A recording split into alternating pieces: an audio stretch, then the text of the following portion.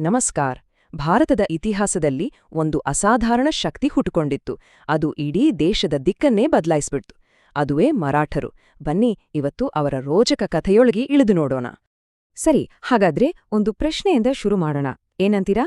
ಬ್ರಿಟಿಷರು ಭಾರತಕ್ಕೆ ಬರೋಕ್ಕೂ ಮುಂಚೆ ಇಲ್ಲಿನ ಅತಿದೊಡ್ಡ ಅಂದ್ರೆ ಕೊನೆಯ ಮಹಾನ್ ಭಾರತೀಯ ಶಕ್ತಿ ಯಾವುದಾಗಿತ್ತೋ? ಬಹುಶಃ ಎಲ್ಲರೂ ಮೊಘಲರು ಅಂತ ಅನ್ಕೋತಾರೆ ಅಲ್ವಾ? ಆದ್ರೆ ಉತ್ತರ ಅದೂ ಅಲ್ಲ. ಉತ್ತರ ಮರಾಠರು. ಇದೇ ಕಾರಣಕ್ಕೆ ಅವರ ಕಥೆ ಇಷ್ಟೊಂದು ಮುಖ್ಯವಾಗೋದು.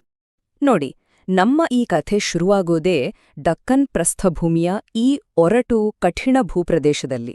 ಇಲ್ಲಿ ಕಾಣುವ ಈ ಬೆಟ್ಟಗಳು, ಗುಡ್ಡಗಳು, ಕಡಿದಾದ ಕಣಿವೆಗಳು ಇವು ಮರಾಠರಿಗೆ ಕೇವಲ ಭೂಮಿಯಾಗಿರ್ಲಿಲ್ಲ, ಅವುಗಳೇ ಒಂದ್ ರೀತಿ ಅವರ ರಹಸ್ಯ ಆಯುಧ. ಯಾಕಂದ್ರೆ ಈ ನೆಲದ ನಾಡಿಮಿಡಿತವನ್ನ ಅವರು ಅರ್ಥ ಮಾಡ್ಕೊಂಡಿದ್ರು. ಅದೇ ಅವರ ಶಕ್ತಿಯ ಅಸಲಿ ಮೂಲ. ರಾಮಚಂದ್ರ ಪಂತ ಅಮಾತ್ಯರು ಒಂದು ಮಾತು ಹೇಳ್ತಾರೆ ಕೇಳಿ: ಕೋಟೆಗಳೇ ರಾಜ್ಯದ ಆತ್ಮ. ಈ ಇಡೀ ರಾಜ್ಯವನ್ನ ಶಿವಾಜಿ ಮಹಾರಾಜರು ಕಟ್ಟಿದ್ದೇ ಕೋಟೆಗಳಿಂದ. ಯೋಚ್ನೆ ಮಾಡಿ, ಇದು ಅಕ್ಷರಶಃ ಸತ್ಯ. ಕೋಟೆಗಳು ಇಲ್ಲ ಅಂದಿದ್ರೆ ಮರಾಠ ಸಾಮ್ರಾಜ್ಯದ ಕಲ್ಪನೆಯೇ ಇರ್ತಿರ್ಲಿಲ್ಲ. ಹಾಗಾದ್ರೆ 17ನೇ ಶತಮಾನದ ದಕ್ಕನ್ ಅಂದ್ರೆ ಮರಾಠರು ಇಂಥ ಒಂದು ದೊಡ್ಡ ಶಕ್ತಿಯಾಗಿ ಬೆಳೆಯೋಕೆ ಆ ಕಾಲದ ಪರಿಸ್ಥಿತಿ ಹೇಗಿತ್ತು? ಅದನ್ನ ಸ್ವಲ್ಪ ಅರ್ಥ ಮಾಡ್ಕೊಳ್ಳೋಣ.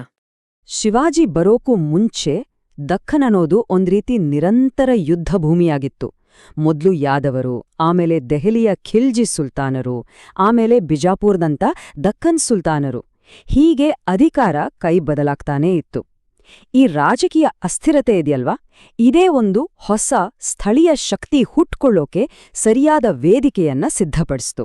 ರಾಜಕೀಯವಾಗಿ ಈ ಪ್ರದೇಶ ಎಷ್ಟೇ ಹರಿದು ಹಂಚಿ ಹೋಗಿದ್ರೂ ಜನರನ್ನ ಒಟ್ಟಿಗೆ ಹಿಡಿದಿಟ್ಟಿದ್ದು ಭಕ್ತಿ ಚಳವಳಿ. ಇದು ಬಹಳ ಮುಖ್ಯ. ತುಕಾರಾಮರಂಥ, ರಾಮದಾಸರಂಥ ಸಂತರು ಸಾಮಾನ್ಯರ ಭಾಷೆಯಾದ ಮರಾಠಿಯಲ್ಲಿ ಮಾತಾಡಿದ್ರು, ತತ್ವಗಳನ್ನ ಹೇಳಿದ್ರು.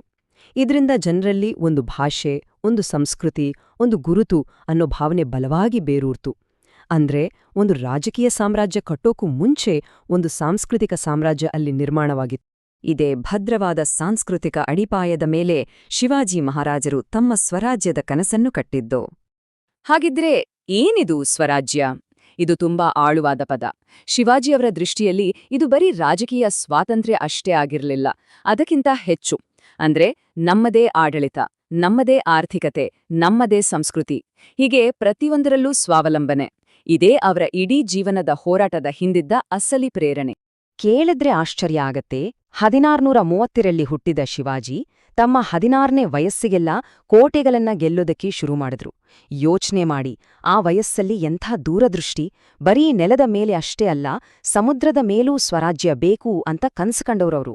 ಅದಕ್ಕಾಗಿಯೇ ಭಾರತದ ಮೊದಲ ಆಧುನಿಕ ನೌಕಾಪಡೆಗಳಲ್ಲಿ ಒಂದನ್ನ ಕಟ್ಟಿ ಸಿಂಧುದುರ್ಗದಂಥ ಬೃಹತ್ ಜಲದುರ್ಗಗಳನ್ನ ನಿರ್ಮಿಸಿದ್ರು. ಸರಿ, ಶಿವಾಜಿಯವರ ಯಶಸ್ಸಿನ ಹಿಂದಿನ ಅಸಲಿ ರಹಸ್ಯ ಏನು? ಅದು ಅವರ ಅಸಾಂಪ್ರದಾಯಿಕ ಅಂದ್ರೆ ಅನ್ಕನ್ವೆನ್ಷನಲ್ ಯುದ್ಧ ತಂತ್ರಗಳು. ಮರಾಠರ ಈ ಬೆಳವಣಿಗೆಯನ್ನ ನೋಡಿ ಸಹಿಸೋಕಾಗದೆ ಬಿಜಾಪುರದ ಸುಲ್ತಾನರು ತಮ್ಮ ಅತ್ಯಂತ ಅನುಭವಿ ಮತ್ತು ಕ್ರೂರ ಸೇನಾಪತಿ ಅಫ್ಜಲ್ ಖಾನ್ನನ್ನು ಕಳಿಸಿದ್ರು, ಮರಾಠ ಶಕ್ತಿಯನ್ನ ಮೊಳಕೆಯಲ್ಲೇ ಚ್ಯೂಟಿ ಹಾಕಿ ಅಂತ. ಇಲ್ಲಿಂದ ಇತಿಹಾಸದ ಒಂದು ರೋಚಕ ಅಧ್ಯಾಯ ಶುರುವಾಗತ್ತೆ.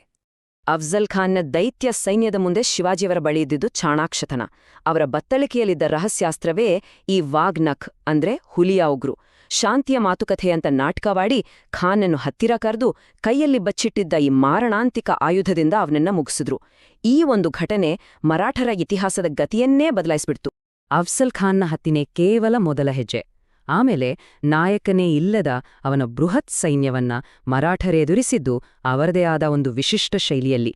ಅದೇ ಗೆರಿಲ್ಲಾ ಯುದ್ಧ ತಂತ್ರ. ಏನಿದು ಅಂದ್ರೆ ಸಣ್ಣ ಸಣ್ಣ ಗುಂಪುಗಳಲ್ಲಿ ಮಿಂಚಿನ ವೇಗದಲ್ಲಿ ಬಂದು ಅನಿರೀಕ್ಷಿತವಾಗಿ ದಾಳಿ ಮಾಡಿ ಮತ್ತೆ ಬೆಟ್ಟ ಕಾಡುಗಳಲ್ಲಿ ಮಾಯವಾಗ್ಬಿಡೋದು. ಈ ತಂತ್ರದ ಮುಂದೆ ಎಂಥ ದೊಡ್ಡ ಸೈನ್ಯ ಕೂಡ ಅಸಹಾಯಕವಾಗಿ ಬಿಡ್ತಿತ್ತು. ಶಿವಾಜಿಯವರ ಸಾಹಸಗಳ ಪಟ್ಟಿ ಇಲ್ಲಿಗೆ ಮುಗಿಯಲ್ಲ. ಮೊಘಲ್ ಸೇನಾಪತಿ ಶಾಯಿಸ್ತಾ ಖಾನಿನ ಕ್ಯಾಂಪ್ ಮೇಲೆ ನಡುರಾತ್ರಿಯಲ್ಲಿ ಮಾಡಿದ ಸರ್ಜಿಕಲ್ ಸ್ಟ್ರೈಕ್, ಮೊಘಲರ ಸಂಪದ್ಭರಿತ ಬಂದರು ಸೂರತ್ ನಗರದ ಮೇಲೆ ದಾಳಿ ಮಾಡಿ ಖಜಾನೆ ತುಂಬಿಸಿಕೊಂಡಿದ್ದು, ಮತ್ತು ಆಗ್ರಾದಲ್ಲಿ ಔರಂಗಜೇಬನ ಸೆರೆಯಿಂದ ಹಣ್ಣಿನ ಬುಟ್ಟಿಗಳಲ್ಲಿ ಅಡಗುಕೊಂಡು ತಪ್ಪಿಸಿಕೊಂಡಿದ್ದು, ಈ ಎಲ್ಲ ಘಟನೆಗಳು ಅವರನ್ನ ಕೇವಲ ಒಬ್ಬ ರಾಜನಾಗಿ ಉಳಿಸಲಿಲ್ಲ, ಒಬ್ಬ ದಂತಕತ್ರಿಯನ್ನಾಗಿ ಮಾಡಿಬಿಟ್ಟು. ಆದ್ರೆ ಶಿವಾಜಿ ಅಂದ್ರೆ ಕೇವಲ ಒಬ್ಬ ಮಹಾನ್ ಯೋಧ ಮಾತ್ರ ಅಲ್ಲ, ಅವರು ಅದ್ಭುತ ಆಡಳಿತಗಾರ ಕೂಡ ಆಗಿದ್ರು, ಒಬ್ಬ ರಾಷ್ಟ್ರ ನಿರ್ಮಾಪಕ. ಅವರ ಸ್ವರಾಜ್ಯದ ಆಡಳಿತ ವ್ಯವಸ್ಥೆ ಹೇಗಿತ್ತು ಅಂತ ಈಗ ನೋಡೋಣ. ಒಂದು ಸಮರ್ಥ ಆಡಳಿತಕ್ಕಾಗಿ ಶಿವಾಜಿ ಅಷ್ಟಪ್ರಧಾನ ಮಂಡಲ ಅನ್ನೋ ವ್ಯವಸ್ಥೆ ತಂದ್ರು. ಅಂದ್ರೆ 8 ಮಂತ್ರಿಗಳ ಒಂದು ಪರಿಣಿತರ ತಂಡ. ಪ್ರಧಾನಮಂತ್ರಿಯಿಂದ ಹಿಡಿದು ಹಣಕಾಸು ಸಚಿವ, ವಿದೇಶಾಂಗ ಸಚಿವ, ಹೀಗೆ ಪ್ರತಿಯೊಂದು ಇಲಾಖೆಗೂ ಒಬ್ಬ ಜವಾಬ್ದಾರಿಯುತ ಮುಖ್ಯಸ್ಥ. ಇದು ತೋರಿಸ್ತೆ ರಾಜ್ಯವನ್ನ ಕೇವಲ ಯುದ್ಧದಿಂದಲ್ಲ, ಉತ್ತಮ ಆಡಳಿತದಿಂದಲೂ ಕಟ್ಟಬಹುದು ಅಂತ. ಅವರ ಆಡಳಿತ ಸುಧಾರಣೆಗಳಂತೂ ಆ ಕಾಲಕ್ಕೆ ತುಂಬಾನೇ ಕ್ರಾಂತಿಕಾರಿಯಾಗಿದ್ವು. ನೋಡಿ, ವಂಶಪಾರಂಪರ್ಯವಾಗಿ ಬರ್ತಿದ್ದ ಹುದ್ದೆಗಳನ್ನ ತೆಗೆದುಹಾಕಿ ಅರ್ಹತೆ ಇರೋರಿಗೆ ಮಾತ್ರ ಅವಕಾಶ ಕೊಟ್ರು. ಅಧಿಕಾರಿಗಳಿಗೆ ಜಾಗೀರ್ ಕೊಡೋ ಬದಲು ಸಂಬಳ ಕೊಡೋ ವ್ಯವಸ್ಥೆ ತಂದ್ರು. ಮೊಘಲರ ನಾಣ್ಯಗಳನ್ನ ನಿಲ್ಸಿ ತಮ್ಮದೇ ಆದ ನಾಣ್ಯಗಳನ್ನ ಚಲಾವಣೆಗೆ ತಂದ್ರು. ಅವರ ಪ್ರತಿಯೊಂದು ಹೆಜ್ಜೆಯೂ ಸ್ವರಾಜ್ಯದ ಕಲ್ಪನೆಯನ್ನ, ಸಾರ್ವಭೌಮತ್ವವನ್ನ ಬಲಪಡಿಸೋ ದಿಕ್ಕಲ್ಲೇ ಇತ್ತು. ಇದಕ್ಕೆ ಒಂದು ಅತ್ಯುತ್ತಮ ಉದಾಹರಣೆ ಅಂದ್ರೆ ಶಿವಾಜಿಯವರ ಈ ಚಿನ್ನದ ನಾಣ್ಯ. ಆಗಿನ ಕಾಲದಲ್ಲಿ ಪರ್ಷಿಯನ್ ಭಾಷೆ ಅಧಿಕೃತವಾಗಿತ್ತು, ಆದ್ರೆ ಇವರು ದೇವನಾಗರಿ ಲಿಪಿಯನ್ನ ಬಳಸಿದ್ರು. ಇದು ಬರೀ ಒಂದು ಲಿಪಿ ಬದಲಾವಣೆ ಅಲ್ಲ, ಇದು ಮುಘಲರ ಪ್ರಾಬಲ್ಯದ ವಿರುದ್ಧ ಒಂದು ಸ್ಪಷ್ಟವಾದ ರಾಜಕೀಯ ಮತ್ತು ಸಾಂಸ್ಕೃತಿಕ ಸಂದೇಶವಾಗಿತ್ತು. ಸರಿ, ಶಿವಾಜಿಯವರ ನಂತರ ಏನಾಯಿತು? ಅವರ ಹಾಕಿಕೊತ್ತ ಆ ಭದ್ರ ಅಡಿಪಾಯದ ಮೇಲೆ ಮರಾಠ ಸಾಮ್ರಾಜ್ಯ ಹೇಗೆ ಇಡೀ ಭಾರತಕ್ಕೆ ವಿಸ್ತರಿಸಿತು? ನೋಡಿ, ಮೊಘಲ್ ಚಕ್ರವರ್ತಿ ಔರಂಗಜೇಬ್ ತನ್ನ ಜೀವನದ ಬಹುದೊಡ್ಡ ಭಾಗವನ್ನ, ತನ್ನೆಲ್ಲಾ ಶಕ್ತಿಯನ್ನ ದಕ್ಕನ್ನಲ್ಲಿ ಧಾರಿಯೆರೆದ. ದಶಕಗಳ ಕಾಲ ಹೋರಾಡ್ದ. ಆದರೂ ಅವನಿಂದ ಮರಾಠರನ್ನ ಸಂಪೂರ್ಣವಾಗಿ ಸೋಲಿಸೋಕಾಗ್ಲೇ ಇಲ್ಲ. ಬದಲಾಗಿ ಮರಾಠರು ಇನ್ನಷ್ಟು ಬಲವಾಗಿ ಮೊಘಲ್ರಿಗೆ ಅತಿದೊಡ್ಡ ಸವಾಲಾಗಿ ಬೆಳೆದು ನಿಂತ್ರು. ಅವರ ಈ ಪುಟಿದೇಳುವ ಗುಣ ಇದೆಯಲ್ವಾ, ಅದೇ ಅವರ ಯಶಸ್ಸಿನ ಹಿಂದಿದ್ದ ದೊಡ್ಡ ಶಕ್ತಿ. ಇದರ ಪರಿಣಾಮ ಏನಾಯ್ತು ಅಂತ ಈ ನಕ್ಷೆ ನೋಡಿದ್ರೆ ಗೊತ್ತಾಗುತ್ತೆ. 1759ರ ಹೊತ್ತಿಗೆ ಮರಾಠ ಸಾಮ್ರಾಜ್ಯ ತನ್ನ ಉತ್ತುಂಗದಲ್ಲಿತ್ತು.